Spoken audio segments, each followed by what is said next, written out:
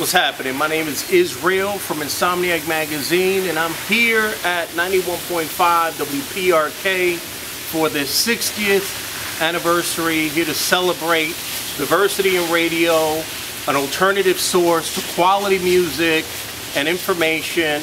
And I had a 10-year run on PRK during the early 90s into the 2000s, and was able to play a lot of quality hip-hop music and give a lot of introspective analysis about our world of hip-hop. So I want to thank so much to everybody out there that supported throughout all those years, and the people that continue to support quality alternative sources for not only music but culture and information.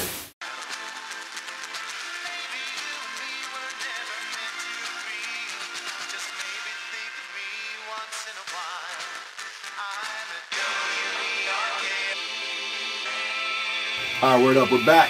It's a WPRK Fundathon, which means that we're raising funds for the station. We are turning 60 years old this year. That's amazing. We're the oldest FM station, I believe, in all of Florida. All of Florida. Part of those 60 years, a good decade. We have a past show host here on WPRK. Please introduce yourself, sir.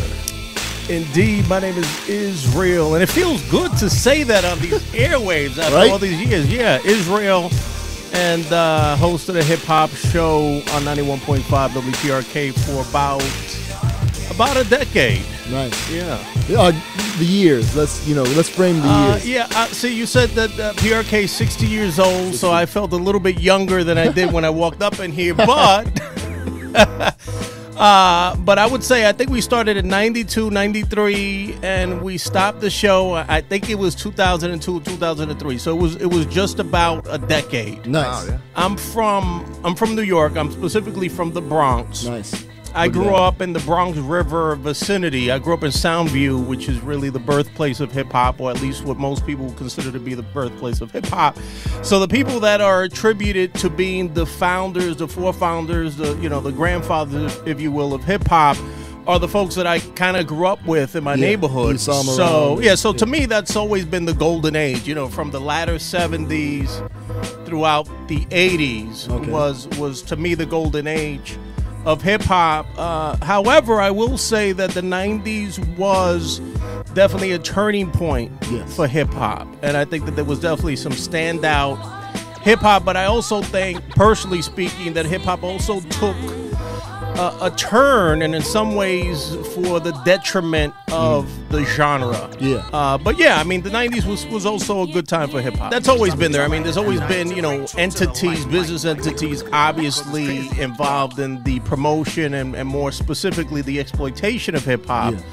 And there's nothing wrong with the word exploitation, because ultimately you need to have something exploited if you're going to be able to monetize it. I think the problem with hip-hop is that hip-hop is also a culture.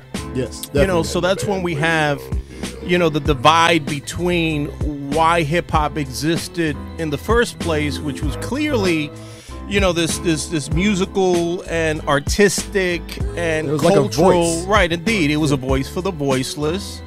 And then, of course, the corporations came, and I'm not against business, believe me. No, definitely. But they exploited that, and in exploiting that, they marketed, they promoted the lowest common denominator, which was the easiest thing to exploit. Exactly. And I think that the 90s led us to, an atmosphere of gangsterism and hip-hop that has dominated, for the most part, what people think about the genre since its inception in I would say actually the late 80s, and then of course throughout the 90s, and it started with NWA. I'm a fan of NWA. I love everybody that came out of that.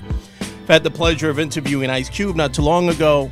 But there's something to be said about diversity, and I think that that with the birth of gangster rap, we kind of lost sight of the bigger picture of hip hop. The beautiful thing about hip hop, and we're talking about hip hop music. I mean, clearly hip hop is a lot of different things, but if we're talking about the music side, the beautiful thing about the music side is that the music side was born really from every genre. I can't think of a genre that has not been utilized in the creation of hip-hop music, especially during its inception. And then even the sound became very narrow. It kind of got put into this funnel, and as we moved through the years, it got narrower and narrower. If we go back and we look at, obviously people like Grandmaster Flash, and we look at Run DMC, and we look at the Cold Crush Brothers, and we look at Houdini and the Beastie Boys, et cetera, et cetera. None of these artists' music sound. You couldn't confuse Public Enemy with the Beastie Boys. You couldn't confuse Houdini with UTFO. Everyone was trying to be original. Right. And unfortunately, I would say that today, even the biggest, even the most significant artists, in many ways, sound like their competitors. People, newer fans, younger people about hip hop, they're not familiar with Mantronics. They don't know who Schoolie D is. Maybe they heard of Run DMC, but they can't name any of the albums. And I think that there's something to be said about that. What the reasoning is, I can't pinpoint it, but I will say that for some reason, hip hop history has been disposable. All right, so what I'm gonna do is I'm gonna play the Fat Joe interview that you had. Wow. The homie Varras Tower. Okay. He's like the Orlando hip hop historian. Indeed. Anything Orlando hip hop, he knows about. Indeed. And so we're gonna play some of that, and we're gonna come back and talk about how you got into it. Okay, sure. And so once again, if you're familiar with Insomniac Radio, and you're overjoyed to hear Izreal's voice again, give us a call and feel free to donate at WPRK 407-646-2241, or the website, Jake? helpwprk.org. And as the CD player went to sleep, let's hopefully it plays. We'll be right back. I want to thank y'all for tuning in. Be easy. Man, New York Ricans out here. That's it. Know what I'm saying? Bronx River and all that. That's it. Bronx River, 174th Street. I mean, to keep it brief, I grew up in the Bronx, as you know, the birthplace of hip-hop. Right. Right across the street from my house was a schoolyard where every night I used to see, jams and block parties.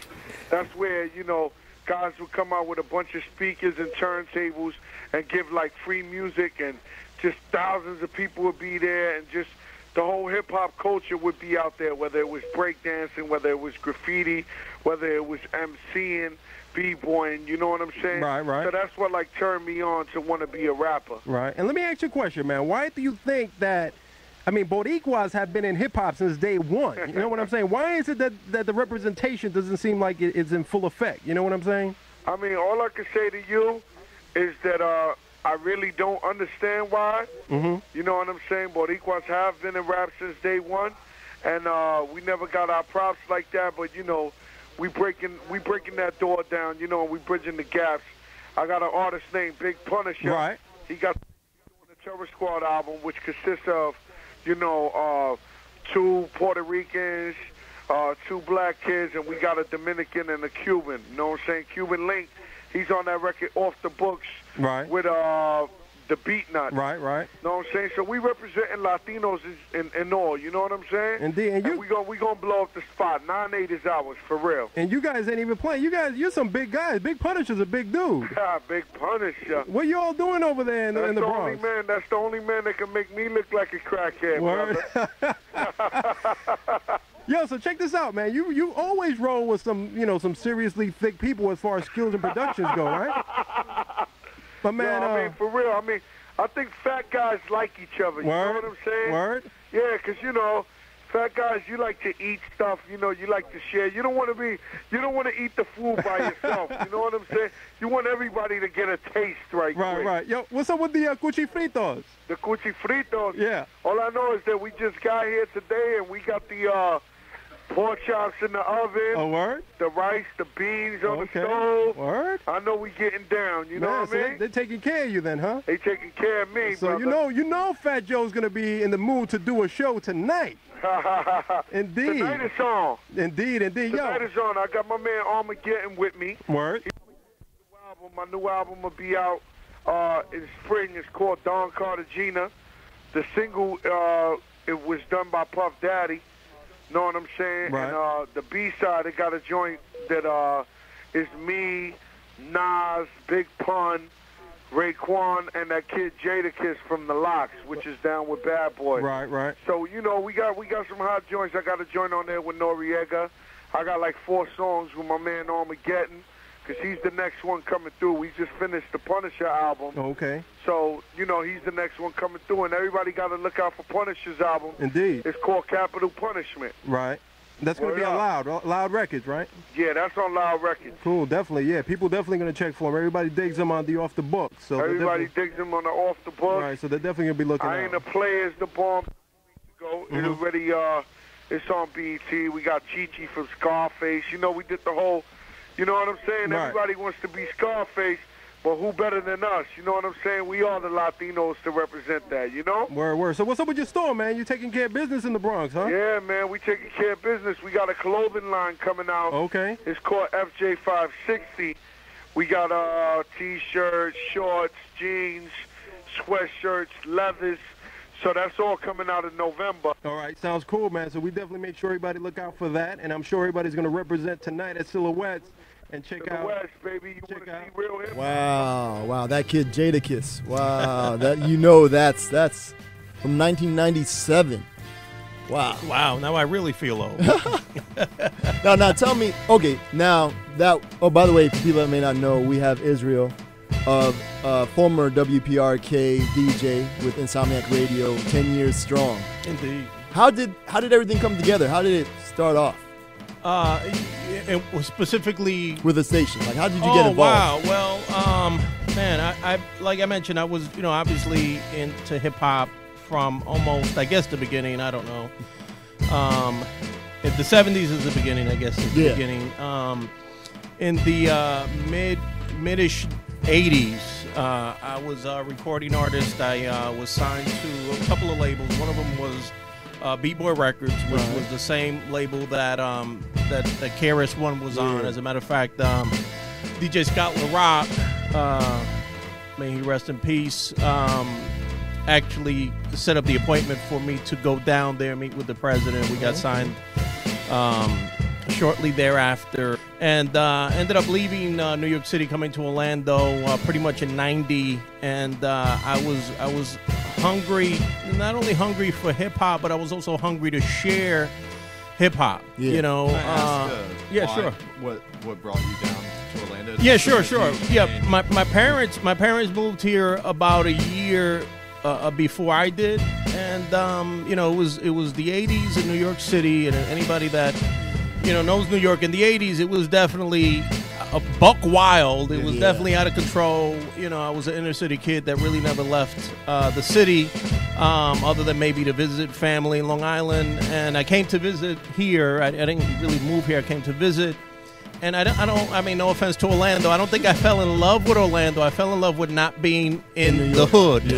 Yeah. So, which I guess means I fell in love with Orlando. I don't know. Anyway, yeah, and that was the beginning of my time here in Central Florida. Yeah. And it was clearly a different time back then. A lot less people. Hip hop, by no stretch of the imagination, was anywhere near as prevalent as it is now. You know, 102 Jams had only been around for about a year or so. They did not embrace hip hop. They weren't the quote unquote home of hip hop. Exactly. Yeah. And I felt not only a desire to continue to absorb hip hop, to be immersed in hip hop, but also to share that. And I reached out to PRK, and they were receptive, and they put me on Saturday nights, which was pretty cool. Nice. What time Saturdays? Initially, we were on. Man, I have a bad memory. Initially, we were on late night, like 1 to 4, I think. Okay. And then eventually, after a few years, we ended up, I think it was like, what time was it? Remind me. 7. Okay. 7 to 9, which is pretty awesome, to be honest. Saturday night. Yeah. And we did that for, like I said, the better part of a decade. So it was definitely pretty awesome. My first guest on the air, I'll never forget, was PMD from EPMD. Really? So it was pretty cool to get that call. And be asked if I'd be willing to have PM. That was like, is that a trick question? Yeah. And after that, it was pretty cool. Folks would definitely come through, and we would talk. And shortly after that, I started Insomniac Magazine, which also thoroughly covered and represented hip-hop on paper for the better part of a decade. Nice. And then online since 1996. Oh, so you got it early. All right. 97, 96. Yeah, before Google. I mean, that's old school. That's a real OG, right? That's BG, before Google. And then we're still online on InsomniacMagazine.com, but in hip-hop, to make it easy for folks, in hiphop.com. So, okay. Yeah, but my life in hip-hop, if you will, started in the 80s in the birthplace of the culture and the genre, and it's always meant a lot to me, and I've always taken it really seriously, and I've always been on a mission to share its meaning with as many people that are willing to listen and be exposed to that. Nice. Did you ever really feel the impact that you made? You know what I'm saying? Like, looking back now, we're like, damn, we kind of did a lot. I don't know. It's kind of a weird thing, because on the big scale, I mean, hip-hop is everywhere, although you never really know. I mean, you never know. I got an email which was very flattering and humbling about 5 or 6 months ago from a kid, apparently, that would listen to the show all the time in the 90s, and he was emailing me from California. He was a professor at one of the state schools, and he was telling me that I inspired him to not only get into hip-hop, but also to go into his field, which was African American studies. Nice. So anyway, I mean, that was quite humbling. But yeah, you never know. I mean, I guess it's nice to think that, you were exposing a lot of really cool music to people, but you never know. Who knows? Exactly. Yeah, you never know. You may be, touching somebody's life. What are you up to now? Well, Insomniac Magazine in the mid 2000s. Transitioned to internet only. So we've been online since 96, 97, but we maintain an online presence, as I mentioned before, on inhiphop.com. So you can definitely, if you're out there and you want to learn more about Insomniac, we don't actually just focus on hip-hop. We really focus on, music and getting people information about the inner workings of music. So, I mean, you'll find everything there from, iconic hip-hop artists like Rakim to, even people like Slayer, talking about the insides of the business. Who, by the way, ironically, Slayer was on Def Jam. A lot of people may not know that. So, fat shout out to Rick Rubin. Nice. Yeah, he's a genius. Indeed, no question about that. All right, cool. So, inhiphop.com. That's where everybody can find Izreal and his current. Hit him up. Ask him about, more stuff Insomniac was doing and during that time if you want to know. And cool. So we got our next guest coming up, the Great Deceivers. I want to thank you, Izreal, for coming through. Thank you so much for having us. You know what I mean? Or having me. I'm apparently I came with people that you can't see. Well, it's like the Queen in England. You spray weed. You know what I'm saying? So, anyway, thank you so much. Yeah, the Royal. Thank you so much for having me. I appreciate that. And thanks for carrying the torch of quality hip hop. Yeah, appreciate it. Thank you very much.